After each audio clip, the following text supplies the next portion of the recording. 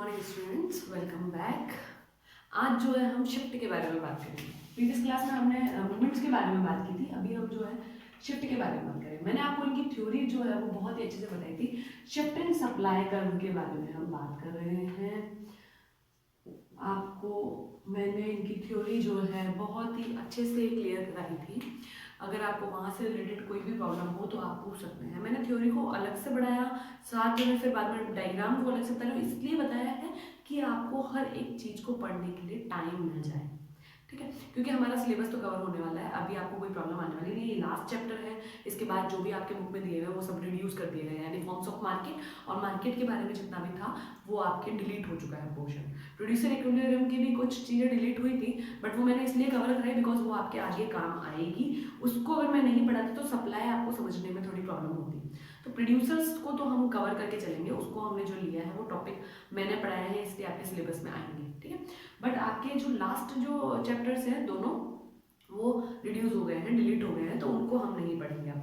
ये आपके लास्ट ही चैप्टर बचा है जिसको हम कवर कर रहे हैं। और मैं इसको इसलिए इतना अच्छे से टाइम दे के पढ़ा रहे हैं, छोटे छोटे से पढ़ा रहे हैं टॉपिक, बिकॉज आपको जो है हर एक चीज़ कवर करने का टाइम मिल जाए। लास्ट का जो चैप्टर होता है वो इम्पॉर्टेंट चैप्टर होते हैं, उससे क्वेश्चंस ज़्यादा आते हैं।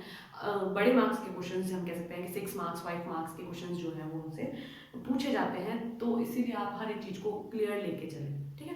तो इसीलिए हम इसको ढंग से पढ़ रहे हैं। और साथ ही साथ एक और चीज़ ध्यान रखिएगा कि सप्लाई और डिमांड, दो चैप्टर माइक्रो इकोनॉमिक्स के ऐसे चैप्टर हैं, तो किसी तोते को रटा दो कि माइक्रो इकोनॉमिक्स क्या है तो वो सप्लाई और डिमांड ही बोलेगा।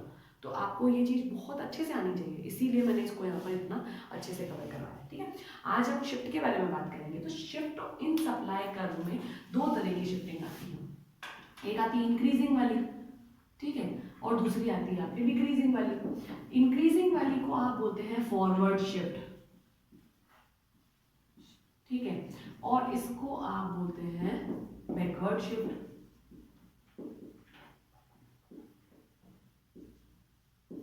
दो तरह की बातों में जब हम पहली वाली बात करते हैं, शिफ्ट का मतलब क्या होता है, सबसे पहले ये आपको क्लियरली पता चल जाए कि शिफ्ट का मतलब होता है ये हमारा सप्लाई कर्व है, इसके इस पॉइंट पर आप जो है इक्विलिब्रियम में होते हैं, ये प्राइस होती है, ये आपकी क्वांटिटी सप्लाई होती है, ठीक है। इस प्राइस की चेंज होने की वजह से कोई चेंजेस नहीं आता, अदर डिटर्मिनेट्स की वजह से अगर कोई चेंज आता है, this is called shift in supply curve.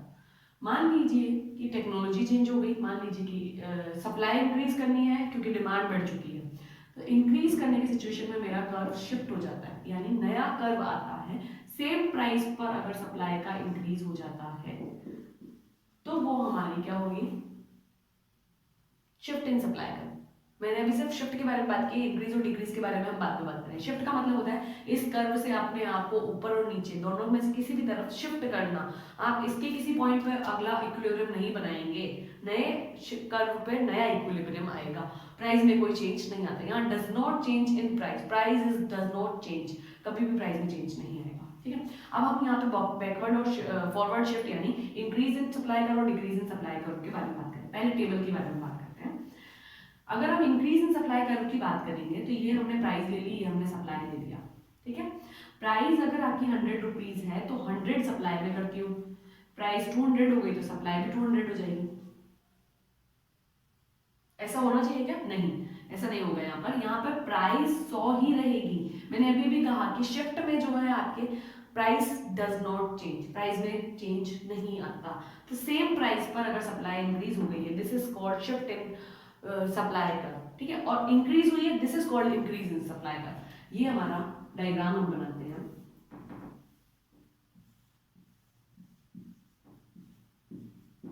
आप बहुत अच्छे से डायग्राम को बनाएंगे, मैं आपको अभी बता रही हूँ कि आप कभी भी एक्स पे क्या है वाई पे क्या है ये लिखना नहीं भूल सकते हैं, इंपॉर्टेंट है, बहुत इंपॉर्टेंट है, ठीक है।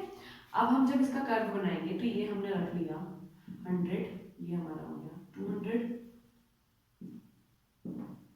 ये 100, यहाँ हम 50 लेते हैं, यहाँ हम 100 ले लेते हैं, ठीक है। अब जब आप कर्व बनाएंगे तो आप देखेंगे कि आपके फर्स्टली जो है 100 है, तो ये हमने 100 और 100 पर डॉट लगा दिया, ठीक है, ये कर्व हमारा बन गया।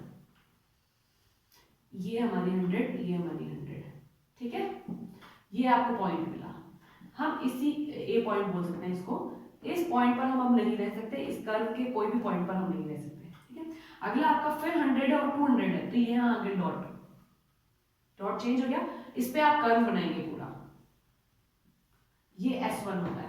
जब भी आपकी इंक्रीज होगा तो सप्लाई कर्व आपके राइट हैंड साइड नीचे की तरफ शिफ्ट होगा। कैसे शिफ्ट हो गया ये देखिए, आपकी सप्लाई इंक्रीज हुई है, ये आप Q से Q1 पे आ गए, आपके जो पॉइंट चेंज हुआ है वो आप A से B पे आ गए, तो इसको हम कहते हैं increase in supply curve. Forward move हम कह सकते हैं कि हमारा सप्लाई कर्व पूरी तरीके से चेंज हुआ है, S से S1 में, पॉइंट A से आप पॉइंट B पर आ गए हैं। सप्लाई आपको नजर आ रही है कि चेंज हुई है, प्राइस डज नॉट चेंज, यहाँ प्राइस में कोई चेंज नहीं होता है, सप्लाई में चेंज होता है। सप्लाई आपको नजर आ रही है कि चेंज हुई है, इंक्रीज भी हुई है, A पॉइंट से B पॉइंट पर आप चले गए हैं, शिफ्ट हुआ है आपका कर्व पूरी तरीके से, S2 S1 में चेंज हो गया।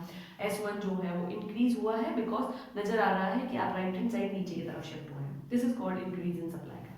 अब डिक्रीज की अगर हम बात कर लें तो कुछ इस तरीके की टेबल हम बनाएंगे, जहाँ प्राइस है, यहाँ सप्लाई है, यहाँ 100 रुपीज प्राइस है, हम जो है 200 सेल करते हैं, सेम 100 प्राइस पे हम 100 पे देते हैं। किसी की वजह से प्राइस में चेंज नहीं हुआ, प्राइस में चेंज होने की वजह से नहीं आए आप, किसकी वजह से आए हैं आप आए हैं टेक्नोलॉजी में, डिमांड में, किसी भी चीज में, दूसरी अदर थिंग की वजह से आप यहाँ पर आए हैं। इसका जब आप डायग्राम बनाएंगे तो कुछ इस तरीके का डायग्राम आपको मिलेगा। यहाँ प्राइस है, यहाँ सप्लाई है, क्वांटिटी सप्लाई है, यहाँ 100, यहाँ 200।